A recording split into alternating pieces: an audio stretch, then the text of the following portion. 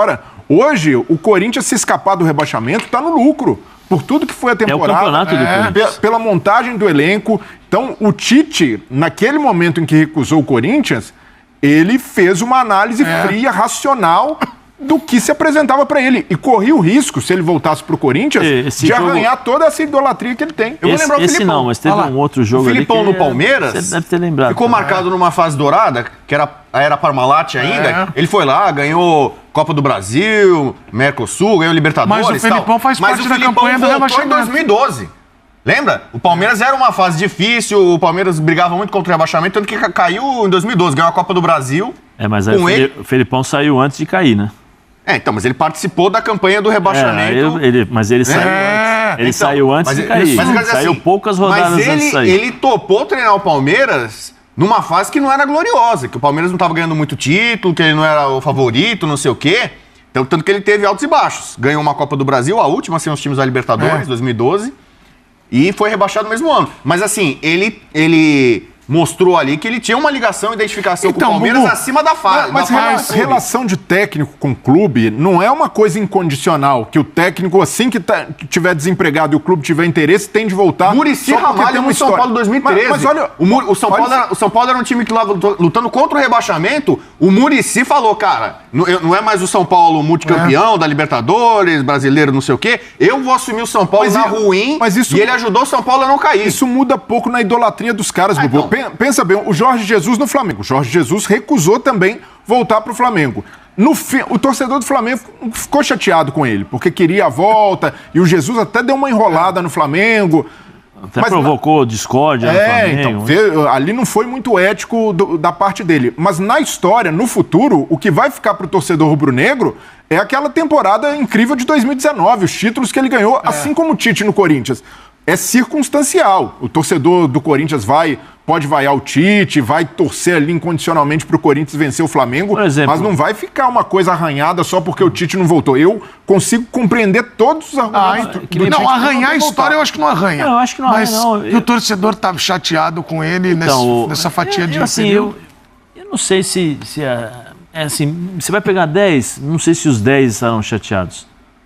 Não sei. Então, Zé, por isso que eu pedi vídeos. Sinceramente, eu não sei. Eu acabei de citar que tinha 4 lá, 2 estavam, 2 não. E assim, você... Não é porque... Eu tô com o Breyer nessa, na seguinte colocação.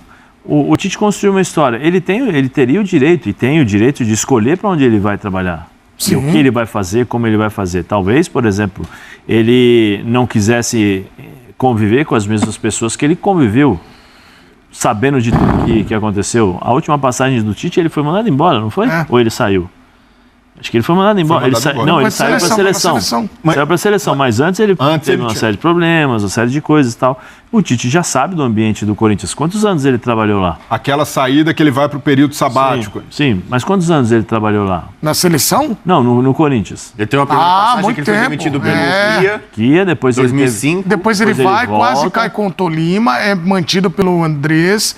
E aí ele segue até ser campeão mundial. Não é que ele cai, ele sai da pré-libertadores. Da pré-libertadores. Não, ele cai todo mundo achando que ia ser mandado embora, o Andrés falou assim, não, eu vou segurá-lo. Aí segurou, aí ele joga contra, acho que foi o São Paulo, no Morumbi, não foi que ele jogou com um empate? 0x0. Aquele barro Chicão, né? Que ali era, ou ele fazia isso ou ele estava fora, né? Porque se perdesse o jogo ele estaria fora. Então, eu acho que ele construiu uma história que ele tem o direito de chegar e falar assim, não, peraí. Eu já fiz isso, agora eu quero construir novas situações, eu quero viver outros ares e nada impede do Tite daqui 1 ano, 2 anos, porque nada é certo no futebol. E o Corinthians chamar e falou assim, vem cá, não, eu vou, tô indo. Acho que são momentos diferentes, momentos distintos da vida de cada ser humano. A gente não sabe exatamente o que passou na cabeça do Tite para ele falar assim, não volto. E era um momento de transição política, né, Zé, do Corinthians, a possibilidade de sair um grupo que ele era acostumado a trabalhar. E talvez ele quisesse realmente, de fato, descansar. Ele ficou quantos anos na seleção? 6 anos? 6 anos. Não, se juntar, ele pega 2 anos, 6 anos. Ele falou assim, não, peraí, deixa eu parar um pouco, vou descansar, embora o treinador da seleção é diferente. Eu acho que o treinador da seleção descansa bastante. É diferente, eu também acho. Só que o treinador de seleção tem a pressão de 200 milhões de pessoas, né? Porque a expectativa também é muito grande em cima do Brasil. É uma pressão gigantesca, por mais que a gente não entenda isso, mas quem vivenciou o ambiente de seleção brasileira sabe que você é obrigado. Nos clubes nem sempre você é obrigado. Na seleção brasileira você é obrigado a conquistar títulos o tempo todo, jogar bem o tempo todo. Então tem uma forma diferente de você vivenciar isso. No dia a dia, diferente de clube. Né? Isso é totalmente diferente. Você não tem o desgaste de viagem, pelo contrário, né? Eu preciso ver um jogador na Europa. Vamos lá, uma semaninha. Não precisa acordar cedo no dia para dar treino. Não precisa dar treino. Viagem primeira classe, né? Business, vai lá, tal, hotel bom, tudo certinho e tal. Mas existe uma pressão que é alta, que é forte. Mas eu acho que ele tem o direito de escolher. E nada impede ele voltar pro Corinthians. Como o torcedor tem direito, se você que está em casa, manda seu vídeo, daqui a pouco os vídeos vão aparecer pra gente saber se você, eu fiquei chateado. Não, Edu, ele tá, pra mim, ok. Porque certamente nós vamos ter comportamentos ali. Eu não sei se vai ter esse coro do casão aí, não. O torcedor corintiano entende exatamente o que o Tite falou ali. Não, porque a família é corintiana, porque o torcedor corintiano sabe exatamente quem é o Tite e sabe o porquê que ele falou aquilo ali. Porque a minha esposa, ela fica chateada, o treinador fica bravo e tal. Isso todo jogador que tem, e aí eu vou defender o Tite nessa questão, porque eu acho que é assim mesmo. Todo jogador que sente um pouquinho, não vou dizer vergonha na cara, não é isso, mas que é competitivo ao extremo, não gosta de perder. Acaba o jogo, você perde, dependendo do que você faz dentro de campo, você fica a pé da vida, acaba o dia, você trata mal todo mundo, não quer falar com ninguém e tal. Eu acho que o Tite tem um pouco esse perfil, porque eu conheço alguns amigos que trabalharam com ele, né? E ele é muito dessa forma também. Mas daí, para dizer que é flamenguista, que é isso, que é aquilo e tal, aí já é uma outra coisa. Vou inverter a situação. Aí a gente já sabe. Sai um gol do Flamengo, em Itaquera. O Tite já, algumas comemorações, ele vibra. Saiu, na Copa do Mundo, ele até deu uma cambalhota, ela capotou, sentiu, né? Ele foi dar não é? Ele sentiu. Ou ele pode fazer aquele jogador... Ou então... Isso que eu ia falar. Imagina o treinador, o jogador não quer comemorar. Aí ele faz o gol, ele faz... Não, ele dá beijo no filho, né? No Maracanã, né? Ele sai com a comissão técnica, os caras vêm abraçar. Será que ele vai... Não vou comemorar. Não vem. O jogador vai abraçar ele. Não quero. Gol no corpo. Mas aí, por exemplo, se um ex-jogador pode fazer isso, por que o treinador não pode? Não, poder pode. Eu tô perguntando como é que vai ser. Eu tô essa curiosidade. A gente tá brincando até com a situação de hoje, né? Mas eu acho, por exemplo, se o Everton Ribeiro joga contra o Flamengo, faz um gol no Bahia, ele não sai comemorando. E aí? Ele vai deixar de... Não, eu sou a favor de comemorar. Eu também. Eu sou a favor de comemorar, já falei aqui, porque não é você não comemorar num gol que você faz no seu ex-time que você vai demonstrar respeito. O respeito é o tempo que você permaneceu no clube, o que você fez por ele, a sua conduta, o seu comportamento no dia a dia e como você se entregou nos jogos. Isso é o maior respeito que o jogador pode ter, porque o cara pode ser um filho daquilo durante todo o dia, aí vai lá, faz o gol quando joga o time adversário, não, vou respeitar, só que enquanto esteve no clube, não fez nada de bom. Então eu não sou, eu acho que o respeito é de outra forma. Mas se o Tite fizer um gol contra o Corinthians, né, e ele não comemorar, eu acho que a torcida do Flamengo tem que entender, porque se ele estivesse do outro lado, provavelmente ele teria a mesma conduta.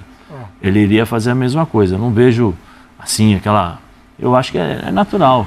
Bom, vamos pro povo na TV, vamos aguardar aí qual vai ser o comportamento do torcedor, mas eu quero Fortaleza em primeiro lugar, 48 pontos, Botafogo 47 segundo, esse jogo aí acontece, daqui a pouco nós vamos falar dele também aqui nesse Futebol 90, acontece nessa rodada. Palmeiras e Flamengo 44, São Paulo 41, o Bahia com 39, depois o Cruzeiro 38, Vasco 31, Atlético Mineiro 30, Atlético Paranaense 29. Vira aí que agora é a hora da verdade para o Corinthians. Atenção, Internacional 29, Criciúma 28, Juventude 28.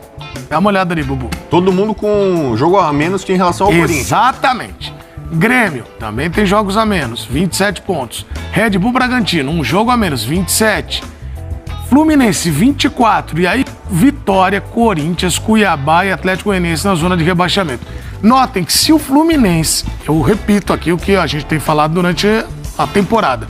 O Fluminense não vai cair, não deve cair, mas se o Fluminense ganhar seu jogo agora... Contra o São Paulo, que deve estar meio dizimado. Isso. E aí o Corinthians perder do Flamengo, o Corinthians fica a 5 pontos de sair da zona do rebaixamento, com todo mundo em cima dele ali, com jogos a menos. 2 jogos. E o próximo jogo, depois do Botafogo, é o Flamengo. Depois do Flamengo é o Botafogo. Porque essa tabela aí, ela é meio ilusória, Zé, Breiler e Bubu, porque a gente olha sempre assim. Tem time aí que faltam 2 jogos.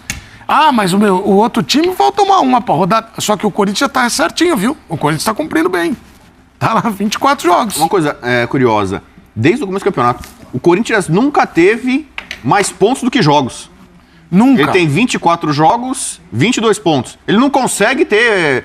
Seria uma média de 1 ponto por jogo, 1 ponto por rodada. Né? Imagina, são 38 jogos, você fazer 38 pontos. O Corinthians fica abaixo dessa média. Ele não consegue ter o mesmo número de pontos que jogos. É então, terrível. É muito complicado isso aí, hein? Bem complicado. Complicado é o dia a dia deles lá, né? Me parece que ninguém entende, né? Ninguém olha um pro outro assim e fala qual a necessidade do clube, o que a gente está precisando, como é que funciona, porque contratar por contratar... Ô Zé, vamos ser bem sinceros. E aí, eu não sei o que vocês acham também, pra gente já mudar também pra falar do Vascão da Gama, que foi heróico. Hoje, lembrando que hoje é a versão pocket do programa, a gente vai até 2h30. Mas imagina... Tá, já vou te chamar. Mas imagina a sala do presidente. Chegou pra trabalhar, pôs a pasta. Aí ele senta aqui, ó, na mesa e faz assim. Olha aqui, tem a pasta 1, porta 1, 2 ou 3. 1, o time, zona de rebaixamento. 2, contas bloqueadas. 3, impeachment. Vamos a qual que eu vou? A 1, a 2, a 3. Não dá, Zé. Por isso que eu acho que é a situação, o cenário todo. É complicado. E não dá pra ficar colocando só na conta do Ramon Dias. Tem muita coisa pra resolver, o time ainda não tá andando, não achou o 11 ideal. Mas os problemas do Corinthians são muito mais profundos e esses fora do campo preocupam mais. O cenário todo. O Corinthians não esperava por essa decisão da Justiça de bloquear as contas do clube por causa da dívida feita pela gestão passada de Duílio Monteiro Alves. A CBF informou à Justiça que a venda do atacante Wesley do Corinthians está bloqueada em seu sistema de transferência devido a uma dívida do clube com o empresário André Cury. A proibição foi registrada antes mesmo da oficialização da transferência, com a CBF destacando que o Corinthians está impedido de desvincular seus atletas até que a dívida seja quitada. Na prática, isso significa que o clube comprador de Wesley deverá depositar parte do valor da venda em uma conta judicial. O Corinthians contestou a decisão, argumentando que o bloqueio de todas as transferências viola os direitos individuais dos atletas. Contudo, a Justiça manteve o bloqueio e nomeou um perito judicial para monitorar as finanças do clube e garantir o pagamento da dívida que ultrapassa 30 milhões de reais. Em um dos processos, já foram bloqueados 15 milhões da venda do atacante Wesley. Inscreva-se no nosso canal e ative as notificações e até o próximo vídeo.